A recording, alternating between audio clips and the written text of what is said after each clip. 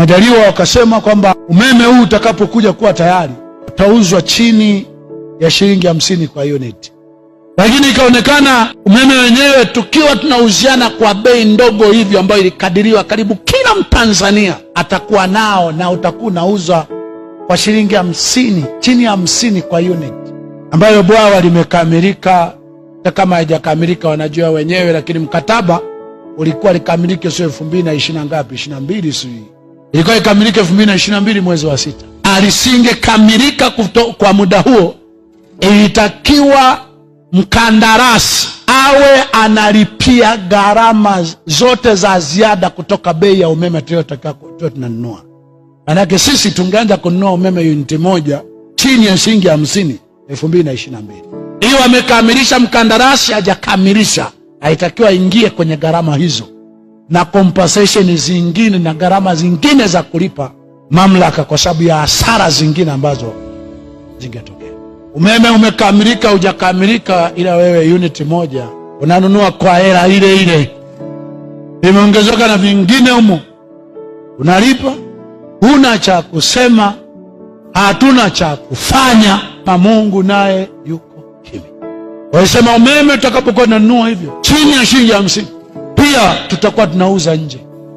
Tukiwa tuko kwenye muda ambao bwawa la Mwalimu Nyerere itakiwa liwe imekamilika miaka 2 nyuma, na unasikia umeme tutanunua nje. Unasikia tunataka kununua umeme Ethiopia kwa ajili ya mikoa ya kanda ya kaskazini. Aya, njooni tufafanue sasa kwa nini sema umeme kutoka bwawa la Mwalimu Nyerere sijui ni mbali,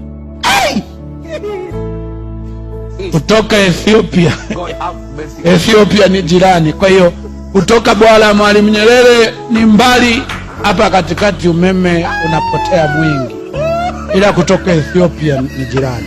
Sasa watu baadaye wakaoji Ethiopia kilomita 1600 na mpaka huko, hapa kilomita 600 na wapi mbali? Jibu inatoka jepesi tu. Kuna anayejibu kumtansema tunachukulia Namanga. Kwani mkichukulia Namanga umetoka wapi? Ukitoka Namanga, kwani mkichukulia Namanga Kenya umetoka wapi? God have mercy upon us. Wenyewe kutoka Ethiopia hapa katikati ya upotei, ila wa kutoka Rufiji hapa wenyewe kwenda kufika pale Moshi kilomita 400-500 unapotea njia. Kilomita 1600 haupotei njia. God have mercy upon us. Kuna maelezo ambayo husema Gwajima mara kadhaa, sema hii gesi tunayonunua kwenye mitungi sio gesi ya Mtwara wala ya Tanzania, inatoka Misri, inatoka Iran, ndio inakuja kwenye mitungi hiyo, mitungi ya gesi. Sisi tuna gesi nyingi ambayo ile iliyogunduliwa tu, kila Mtanzania akifungiwa inaweza ikatumika zaidi ya miaka 100. Ile iliyogunduliwa, ile iliyoko pale inaweza ikatumika zaidi ya miaka 100. Ukisikia aliye nacho atazidishiwa, basi watu fulani walio Mikocheni kule, sehemu zenye za matajiri, Gwajima anasema ni jimbo lake, alifight kila mmoja aingiziwe kama ndivyoingiziwa maji. Wameingiziwa hiyo gesi, kila mtu ulipe 5,000 kwa mwezi. Mmoja anasema huku Mbeya utapotea njiani. Sio Mbeya tu, hata kufika Ubungo utapotea njiani, kwa sababu baadhi sehemu ya walioko toka pale Kawe kwanza Mwenge kuja huku haipo hiyo gesi. Swala ni kwamba imepita pale Ubungo, pale Tabata, umo, ila moto umo ikiunganisha kwa watu itapotea njiani. Nenda kule watu wanalipa 5,000 kwa mwezi kwa kupika kwa aina yoyote, alafu sisi tunanunua gesi inatoka Misri, inatoka Iran. Huyo Mungu amenyamaza, hawezi kufanya lolote. Mafuta wakisema wayatafiti waangalie mbali ni yamo Zanzibar kule shai kuyaona asili.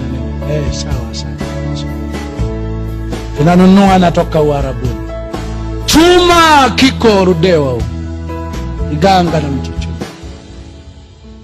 chuma, anajisemeaga Gwajima wa watu, na mawe ya kuyeyushia chuma. Yaani upande mmoja ni chuma, mlima mwingine ni makaa ya mawe ya kuyeyushia chuma. Yaani mnamaliza kila kitu pale pale. Tuna miaka yote hii tunanunua mangarangata yanatoka China. Mwisho wa siku unajikuta wewe kigari ambacho ungekuwa unakinunua kwa 500,000, milioni 2, milioni 5, unakinunua kwa milioni 100 ngapi? Mwisho wa siku ndio maana tunapishana tu na vibajaji humu, tafikiri tumegoma. God have mercy upon us. Mshukuru sana aliye wanyima, hamna akili nyingi. Yaani hiyo ndio raha yenu, mnaishi utafikiri punda. Yaani utafikiri nyumbu, nye mkila nyasi mkanywa maji, ni kujamba tu na kunya umelala. Mshukuru Mungu sana, msio na akili nyingi.